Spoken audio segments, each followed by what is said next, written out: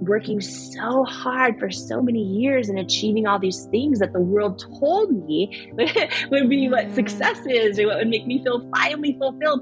And, growing and accomplishing stuff and building self-confidence, super important. But if underneath it all, you don't have self-worth, what I learned the hard way is you'll either still sabotage things, you'll still stay stuck, or you'll always kind of feel like something's missing or like you're not enough. What I know for sure is that our self-worth, and I want everyone to hear this, like in every area of our life, in our business, in our relationships, our friendships, our goals and dreams, like our self-worth is our ceiling. And we won't soar to the level of our goals and dreams. We will always stay stuck at the level of our self-worth. Every person listening, it does not matter your past mistakes, how much you've achieved, none of it matters. You are fully worthy. And when we truly learn to believe we're enough as we are, what's so beautiful is it actually like accelerates your ambition, because you're no longer afraid to go after something and fall flat on your face, fail miserably. Like, okay, maybe it'll shake your confidence for a minute, but it cannot touch your self-worth.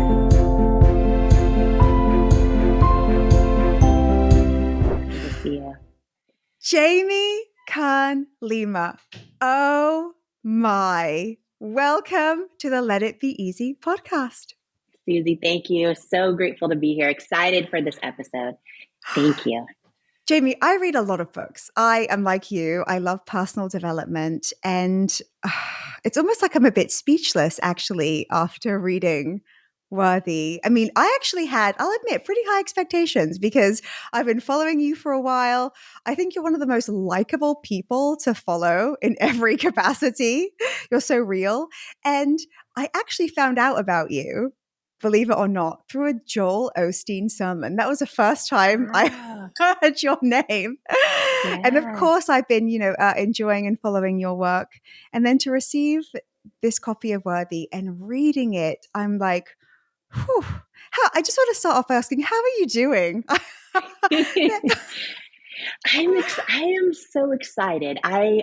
The truth is, this is the best work of my life. And I feel like every single one of us, all the things that we go through and learn about ourselves can really, become the things we help other people make it through. And like so many people kind of know of my story as like, oh, Denny's waitress builds $1 billion company. But my real story is a girl who didn't believe in myself most of my life and has kind of been so obsessed with learning how to. And, I just think about how right now, literally, Susie, 80% of women don't believe they're enough. And it is, I'm so passionate about getting Worthy out into the world because when you fundamentally do not believe you're enough, it is a lie. And this whole book is about, how do you unlearn those lies that lead to self-doubt and sort of ignite the truths that wake up worthiness. And so I'm really fired up, and I'm so excited to hear your thoughts on the book because it is literally, yeah. Oh my. I have thoughts. I have notes. Like Jamie. And, I want to kick off by saying there is not a penny in this for you. I just really think that that's important to say up front because there's nothing wrong, of course, with being a profitable author, but that is not why you're doing this at all, Jamie. And I was also emotional when I read like some of the causes that you care about. I know this goes to Feeding America and how you support women's shelters. I grew up living in women's shelters, domestic violence shelters. And so everything about, I don't know, I'm like, I've got to hold it together for Jamie today. Like that was a thought I had earlier for sure. So here you are showing up so generously. I mean, I'll start by saying I'm ready. Yes. I'm ready. I shouted that to my husband. Yeah, I know. We kick off the book with this. I'm ready. I shouted that to my just out of my living room. My dog looked at me, and my husband said, "What?" But I'm like, no, I'm ready, Jamie. Well, I hope each and every person listening to us is right. Like right now is ready. When we think about what self-doubt has already cost us in our life, and for me, I mean, so long in my life, I believed if I just achieved enough, then I would be enough. Or if I just pleased enough people or got enough approval from the outside world, then I would be enough. And so many of us live our whole lives feeling that way, striving to feel enough. And then we finally get that huge goal or that huge thing we want, or whether it's like the relationship or the kids or the job or the whatever it might be, the six-pack abs. And then we arrive at it and we're like, okay, I thought this was going to finally make me feel enough and finally make me feel happy and finally, help me reach fulfillment. And then we arrive at it and we feel like, happy for a few months or maybe a few weeks or a few hours. And then all of a sudden we're like, why do I still feel like something's missing in my life? And so for most of us, we then go, okay, I just got to achieve more. I just got to do more and work harder and like all that stuff. And it's sort of this never ending cycle that leaves us feeling not enough. And, what I learned really not until just 3 years ago is like my whole life, all the things I was striving to achieve to literally finally feel enough, they're all helping me build self-confidence. But underneath it all, I didn't have self-worth. And that's so different. And even like working so hard for so many years and achieving all these things that the world told me would be what success is or what would make me feel finally fulfilled. And, growing and accomplishing stuff and building self-confidence, super important. But if underneath it all, you don't have self-worth, what I learned the hard way is you'll either still sabotage things, you'll still stay stuck, or you'll always kind of feel like something's missing or like you're not enough. So I think the book, Worthy, a big reason why I wrote it. Yeah, I'm donating 100% of the proceeds. It's literally just my greatest passion, because when I think of a world where women actually learn like, oh, wait a minute, self-worth is very different than self-confidence. And if I actually believe I'm worthy as I am, like I think about the ideas that will be birthed and the businesses that people will launch or the unhealthy relationships that will end. Like I think about the books that will be written, like all of it. So I'm just very, very fired up. And I'm so excited it's also finally out there in the world now. So anyways, I'm fired up today. I know. And it's interesting, you mentioned how people often describe you, Denny's waitress, billion-dollar founder, etc. And that's so incredible. Yes. And getting to know you intimately through this book, I think it's so incredible how you share such intimate stories about yourself, about your past, because it's easy to assume, oh, nice for Jamie. Oh, she looks great. Look at her lovely family. Oh, she's probably got like 7 private jets. But it's so easy to go to, oh, so someone's writing a book on worthiness who like clearly has every reason to. And so when you broke down self-confidence versus self-worth, I was like, whoa, 2 parts in particular really spoke to me. That self-confidence creates drive and self-worth creates peace. Oh, I'm meant to live in peace. Self-confidence brings you this sense of abilities, right? It's believing in your abilities, but self-worth is just believing in yourself. Like it's you, it's not your talents or your competence. Could you tell me how you arrived at that distinction? Because I think it's really the first time I've heard anything like it. Yeah. And I think, thank you for sharing that. I think for so many people listening, this is going to be a big thing in their life, because for anybody who is like, why do I feel stuck? Or why am I sabotaging things? Or why am I finally getting things, but I don't feel enough still? I don't feel fulfilled. If that describes anybody, that describes you, anybody listening, this is a huge thing. So I thought, Susie, literally, like I, was, working so hard to build my business and to, serve women. And I was so proud of doing whatever I could to try to shift the definition of beauty in the whole beauty industry around inclusivity. Like I was, growing, working so hard. I was getting all these external accomplishments. And how this all happened and how and why I wrote Worthy is because a big moment happened in my life where I realized, oh my gosh, I have what the world tells me success looks like. And yet underneath it all, I still do not feel like I am enough, like I am worthy. And what I know for sure is that our self-worth, and I want everyone to hear this, like in every area of our life, in our business and our relationships, our friendships, our goals and dreams, like our self-worth is our ceiling. And we won't soar to the level of our goals and dreams. We will always stay stuck at the level of our self-worth. And I talk a lot in the book Worthy about how we can even work hard, understand why we're doing it. We can believe it's possible, imagine it's possible. But if underneath it all, we don't believe we're worthy of it, like we won't rise to what we believe is possible. We'll always fall to what we believe we're worthy of. And I was in this moment in my life where I'd sold, like when I was a Denny's waitress, I could have never, Susie, imagined selling a business for over $1 billion cash that I'd started in my living room. And I had worked, 100-hour weeks for a decade. I did all these things. And I was to a point in my life where I thought I should be happy because, all these things on the outside were happening that were lifelong dreams. And my whole life, from the time I was a little girl, I would watch Oprah in my living room. And I always dreamed one day of meeting her. And when I finally did, 40 years later, I had lunch at her house, and we had a 3-hour lunch. And at the very end of it, and I want everyone to, this is going to seem like a wild story, but every one of us has stories like this in our lives.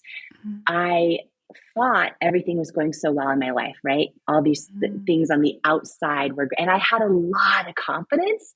I went and had a 3-hour lunch with Oprah. I was so confident. The lunch was great. At the end of the lunch, she gave me her cell number and said, "You can call me anytime.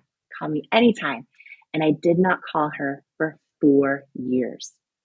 And this is what having a lot of confidence, but not having self-worth will do for us. Okay. In this 4-year window, I thought I knew why I wasn't calling her. I was like, oh, I'm just going to wait for the perfect thing to say. Or everyone wants something from her. Like, I'm going to prove I don't need anything. And around 4 years later, I realized, like, oh my gosh, the real reason I didn't call her was because deep down inside, I didn't believe I was worthy of being her friend. And I realized I had a whole lot of self-confidence, but not a lot of self-worth. And just really quick to kind of understand the difference, because I did not understand the difference until very recently, until 3 years ago when this happened, which self-confidence, while it's an internal trait, is based so much on what's happening on the outside, and it fluctuates, it rises and falls, it's volatile, it's fragile, right? Self-confidence is our own assessment of our skills. And by the way, self-confidence is very important in life. Let me just say that. It's very important. It's just different than self-worth. So self-confidence is like how we assess our own skills and abilities, our willingness to try and go for it, how we feel we stack up or compare to others, how, if we're winning or losing, how much of the world's definition of success that we have. And studies show the boxer who wins the fight is automatically 30% more confident. And so our confidence is important, but it rises and falls all the time. And it's very fragile based on the external. Our self-worth is the deep internal knowing that we are innately worthy of love and belonging exactly as we are, not as where we come from or our past mistakes and failures, not as how much we achieve, not as who likes us or doesn't at the moment. Like, it's that unwavering belief that exactly as we are fully worthy. And self-confidence and self-worth are just very, very different. And, if you can imagine kind of the two examples you gave, I love so much. And self-confidence so often is our belief in our abilities as a person, and self-worth is our belief in our value as a person. And our self-worth is almost like that foundation that we then, self-confidence can be that house that we build on top of the foundation. And that house will only ever be as sturdy as how secure that foundation is that's under it. So in that moment with Oprah, when I literally did not call her for 4 years, like I sabotaged this opportunity, it was because underneath it all, I didn't feel worthy. And that was the moment I made the decision to pick up the phone and call her. And for anyone listening right now, just quickly to make this super tactical, like the way that, low self-worth, because it's very different than confidence. And by the way, and I go into ultimate fulfillment, there's a whole chapter on it in life There's where so you much need self-confidence and you need growth and you need to be contribution. Yet all those things, while they're important, are multiplied by the level of your self-worth. Mhm. And if you are wondering, gosh, do I have a self-worth issue? Here's the three ways it shows up, the three Mhm. main ways it shows up. If you have really low self-worth, what that often looks like is you feel stuck and you don't know why. Like stuck, Mhm. like you have an idea, but you don't share it. You have art you want to put out in the world, but you don't. You have a business and you don't know why you haven't launched it or put it out there yet. Because deep down inside, you don't feel worthy of it, but you're just not aware of that. So you just feel really, really stuck. Mhm. You don't get on the dating app, even though you're like, Mhm. I really want a partner, whatever it might be. So Mhm. that's, if you have medium self-worth, what that often looks like is you'll go for the thing, you'll put yourself out there, you'll launch the business, you'll all the things, but then you'll hit a ceiling, right? Our Mhm. self-worth is our ceiling, and you'll find yourself sabotaging opportunities. You'll put like a potentially great person in the friend zone, Yep. even though you want to be dating, right? And you won't know Mhm. why you're not attracted to them. Or you'll hit a certain level in your business, and then you'll be like, why am I spending 8 hours a day scrolling Instagram instead of like why am I sabotaging this, right? Like at the time I had medium self-worth, I sabotaged calling Oprah, even though for me that had been like a lifelong dream. Mhm. And then if you have medium to high self-worth, what that looks like is you'll go for the things, you'll go after, you put yourself out there, you speak on stage, you write the book, you Mhm. register your domain, you do all the things, you accomplish that thing you always dreamed of, but you still don't feel enough or fulfilled what you do. So that's kind of the three ways that it really shows up in our lives. And the last thing I'll say, because I know you have a lot of achievers too that are part of your community, and so many of us Mhm. have big goals and dreams. And a big Mhm. worry that people have often is like, well, if I believe I'm enough as I am, will I lose my ambition? And Mhm. it's like, oh no, it's actually the opposite. When you learn to believe you are enough, and you are, by the way, we're all born fully enough. No one can take that from you. So it's just a matter of how do I unlearn the lies that I believe that tell me I'm not. But Mhm. every person listening, it does not matter your past mistakes, your how much you've achieved, none of it matters. You are fully worthy. And when we truly learn to believe we're enough as we are, what's so beautiful is actually like accelerates your ambition, because you're no longer afraid to go after something and fall flat on your face, fail miserably. Like, okay, maybe it'll shake your confidence for a minute, but it cannot Mhm. touch your self worth. And so you become more fearless and more ambitious.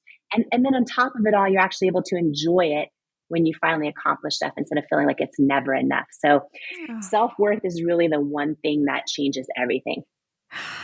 Jamie, I'm so happy that you are diving so deeply into this topic because the world will have us believe other things, right? It's like you're only as good as your Yes. last album, you're only as big as your last, like, Yes. and so it is that confidence, that external, the measurement, the piece that we have no control over, right? You say that the fluctuation happens. It's true. It's very shaky. Even when things are going well, you're like, can I enjoy this? It, Yes. it's a Because scary we thing. think it's our worth. And Susie, it's like Yes. every commercial we've ever seen tells us if Mm-hmm. we just get the dream car, then we're going to be cool. If we just get Mm-hmm. six-pack abs, then we're Mm-hmm. enough, whatever it might be. And then we also, a lot of us have well-intentioned friends or family, and all they say is Yeah. like, how's work going? Are you going to have more kids? Are you married yet? Like, so we're Mm-hmm. getting these reinforced messages that once those things happen, that's how we'll feel enough. And those things can all be beautiful, but they actually Mm-hmm. don't impact your worth. And we kind of believe Mm-hmm. that lie that they will. Mm-hmm. So this is why we often show up as what you call the representative too, Yes. right? Because it's a scary thing to be yourself in a world that doesn't really want to encourage it, or we're told what to do, like we're told what to aim for, even from well-intentioned people, like you said. Could you speak about the representative a little? Because I swear 100, well, not 100, but 99% of us, I'm sure, are there to a degree, small, large, in different cases. Yeah. And I think it's something that I love this question because so many people do it without realizing it. Like you said, Mm-hmm. 99% Mm-hmm. show up in this world as our representative, not as our true self, right? So like Mm-hmm. one way to put it is we wake up in the morning and we put on our fill in your name uniform that everyone, the world expects you to show up as. Mm-hmm. And the person that you've learned, if I'm that person, I'll make enough other people happy.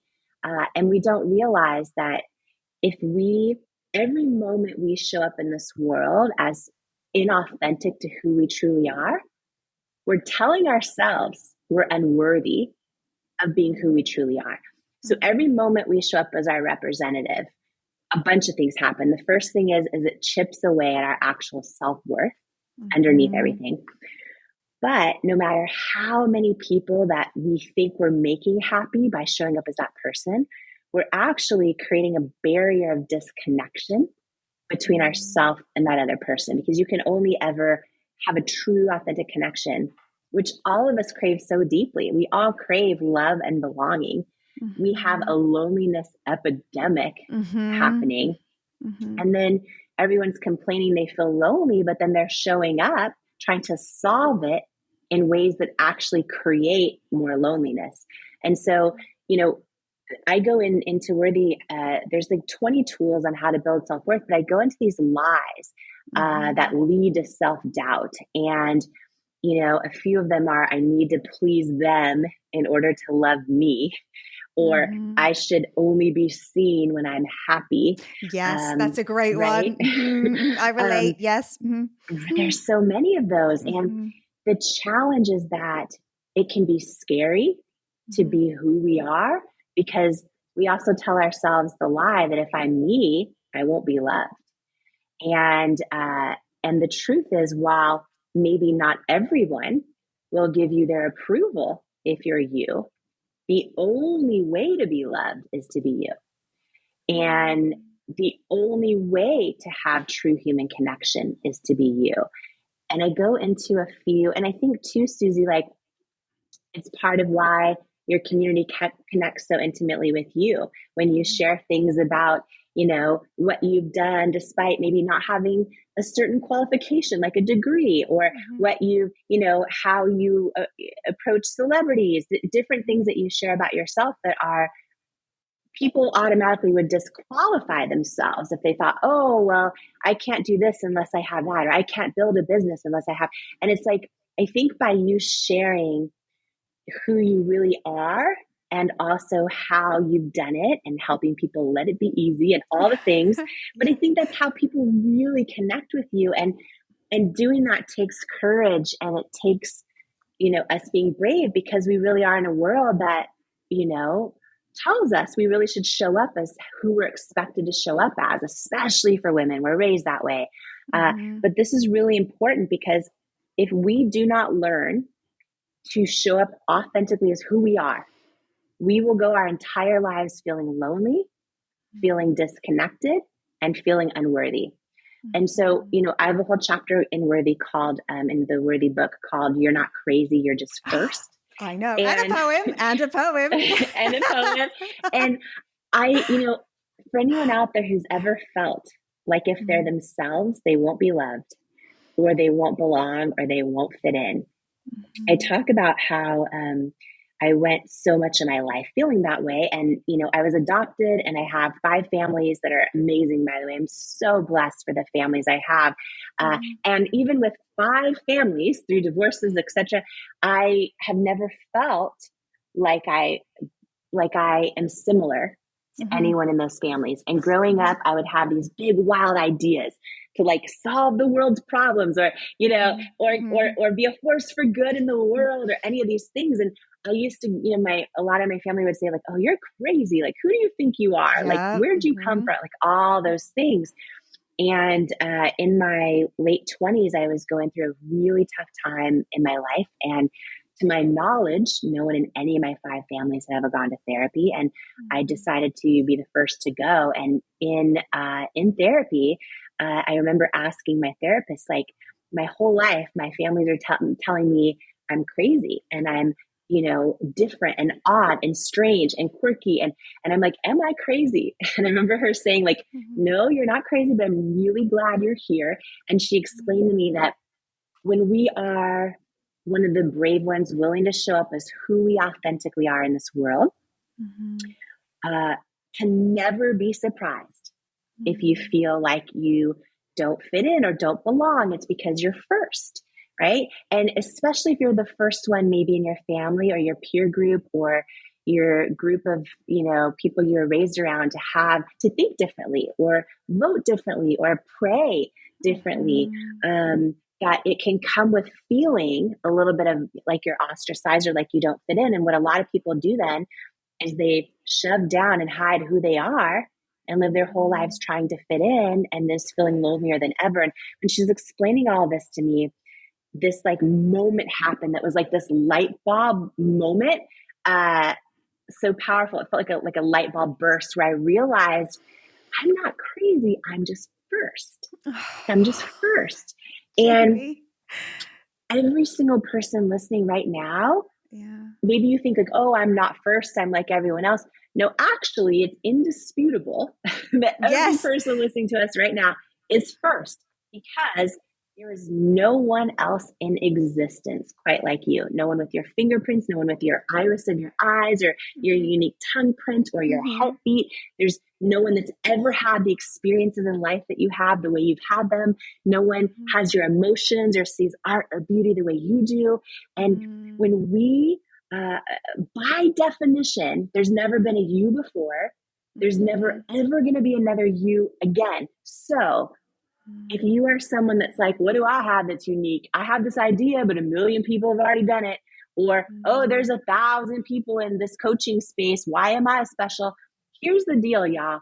When I embrace this idea, you're not crazy, you're just first. Like when I built cosmetics, it was an industry with thousands of makeup brands. We launched a concealer. There are millions of concealers. But here's the deal.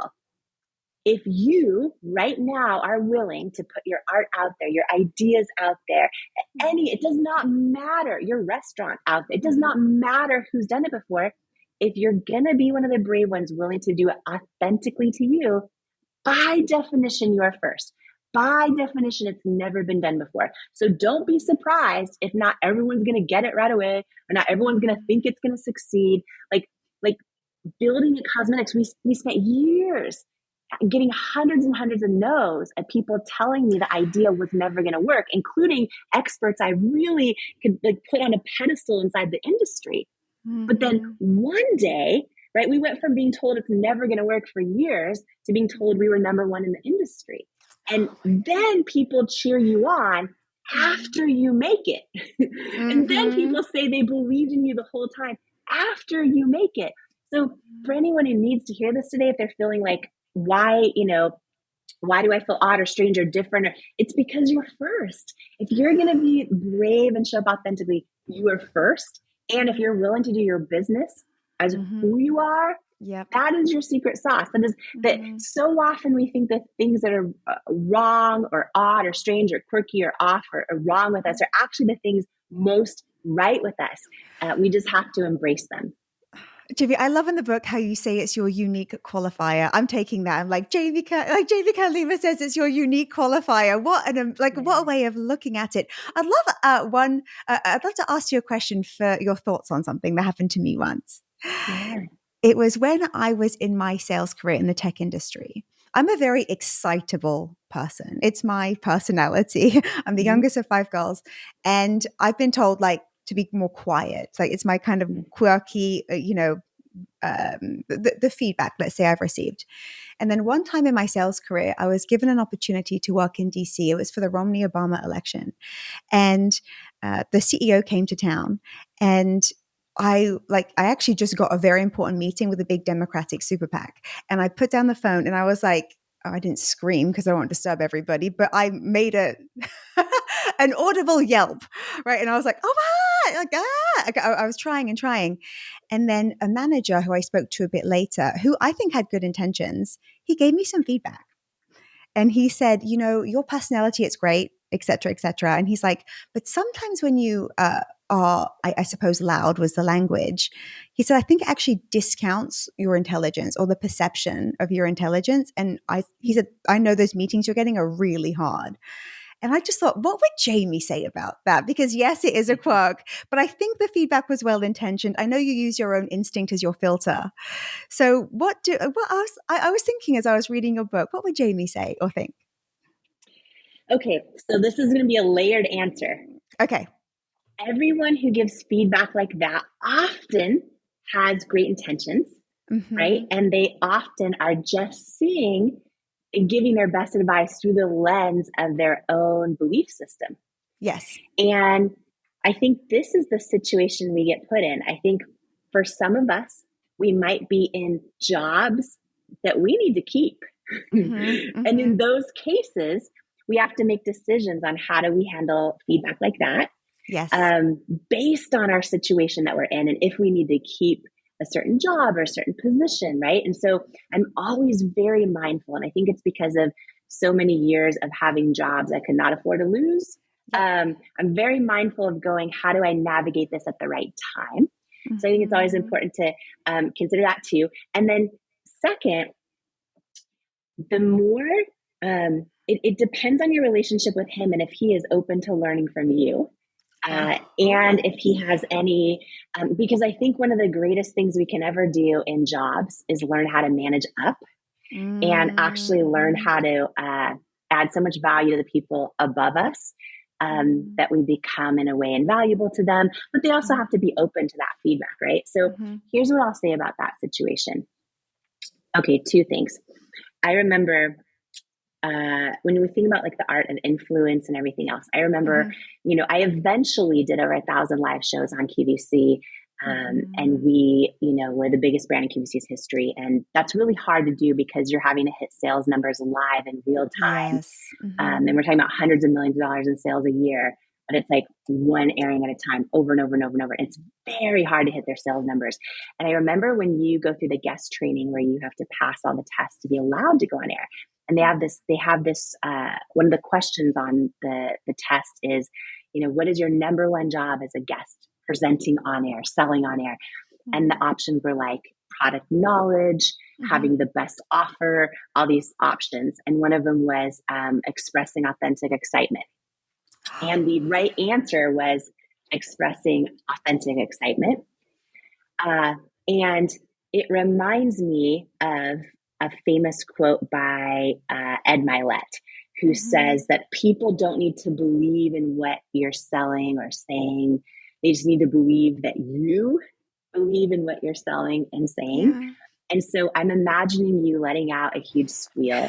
I'm imagining a guy or any person saying like, oh, people are going to underestimate you if you do that. You're going to like diminish your power if you do that. And I think in that situation, the likeliness of what him saying is probably well-intentioned and probably true based on other people that have a similar belief system, that if a woman expresses her emotions, she's now no longer as authoritative or strong. And I think the way to combat that and still show up authentically is to manage up. If he was somebody that was more senior professionally in a position at the time than you were, to manage up and kind of share with him that actually, where were you, Jamie, that day? You can be so much more powerful when you truly believe what you're saying and people feel it. And of course, you support it with, a kick-ass skill set and everything else to back it up, right? Building trust, delivering on what you say, all the other things. But I think in this situation, and I don't think this, I know this, from being in so many boardrooms, from selling my business, from being in private equity rooms, et cetera, showing up as who you fully are, as long as you deliver, if you're there to sell a product or a service, you have to deliver on that product or service. Yes. But showing up as who you truly, fully are is your superpower. It's contagious when it's authentic.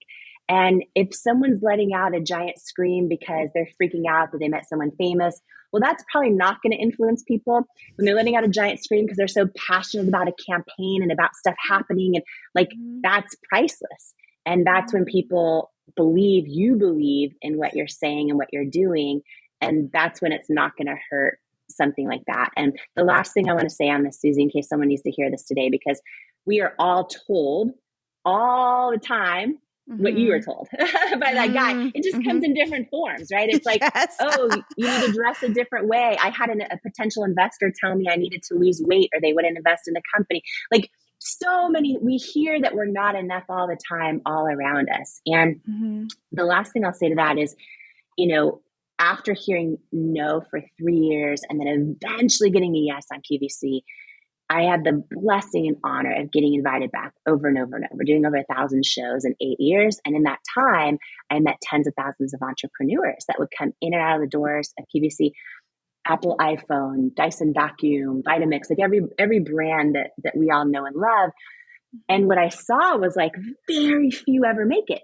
Like literally most will go on the air one time from like the biggest makeup companies in the world, the biggest technology, it didn't matter what it was. They would go on air one time, not hit sales numbers and never come back. Or maybe they go on air twice, 3 times, not hit sales numbers. Over the years I spent and the literally thousands of hours there, I was like, what is the through line or the commonality with the very few people who make it, who get invited over and over and over and build a real big, meaningful business? And the way to do that is you have to hit sales numbers. The way to do that is customers have to connect with you and believe what you're saying. And when I looked at like, what is that through line? It wasn't the ones that had the most famous product or the most well-funded product or advertising. It wasn't the ones that were like the sharpest salespeople.